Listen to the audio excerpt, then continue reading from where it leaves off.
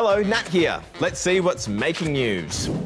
The 149th Westminster Dog Show has just wrapped up in New York City. So, Justina, who's the top dog? 2 days, 2,500 poochies and a whole lot of hairspray. We spent a lot of time teasing. Yep, these yappy wappies, big boofs and walking curtains are all here to compete in the 149th Westminster Kennel Club Dog Show. What's not to love? The show's been kicking since 1877, making it the second oldest sporting event in US history. Oh, but how can you possibly choose a winner? Well, these woofers battle it out in different events, trotting around showcasing their obedience, behaviour, and of course, looks. And the judges work out which pups are as close to perfect as possible. Her name is April, and she's named that because she was born in April, but her registered name is Lipo of the party. Unfortunately, April didn't make the cut. Introducing the 7 group winners. Yeah, the competition was fierce. And after coming so close in the last 2 years, The giant schnauzer. Monty the giant schnauzer won Best in Show, making him the first ever schnauzer to win the competition. He always tries so hard, and I'm just proud of him. There are big bushfires happening on Tasmania's west coast right now. Fires have been burning out of control through parts of the state for the last 10 days. And today, people in Sandy Cape and surrounding areas have been told to take shelter. Thousands of hectares have been burnt, and beekeepers in the region are worried as the fire is threatening hundreds of hives that make up a big part of the state's honey industry. Meanwhile, in WA, people are preparing for a big cyclone. Schools in and around Port Hedland have been closed as Cyclone Zelia has been upgraded to a Category 5, the strongest cyclone rating. It's set to make landfall tomorrow, bringing super strong winds and heavy rain. Now, do you get a good night's sleep?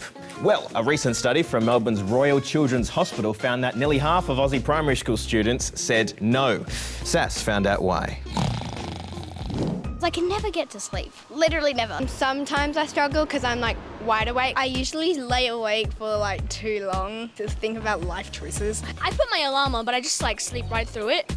Researchers from Melbourne's Royal Children's Hospital have just released results from a national survey around sleep. They found that 45% of 5 to 12-year-olds don't get a great night's sleep, and that about a third of all kids wake up still feeling tired. If I don't get enough sleep, I tend to get very lazy and not that focused to my work. Can't focus that well when I don't have a lot of sleep and I'm at school. If I have a bad night's sleep, sorry, I didn't pay attention.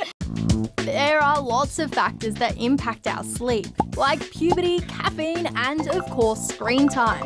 But according to the research, almost half of parents and about a third of kids reckon that screens help them wind down. Any screen viewing, particularly within an hour before bed, is going to affect kids and adults getting off to sleep. So experts recommend that we put down our devices well before bedtime and should even keep them out of our bedrooms. I have to keep my iPad in the lounge room before bed. Once I did sneak it and watched it very late. Because I just want to keep watching more and more.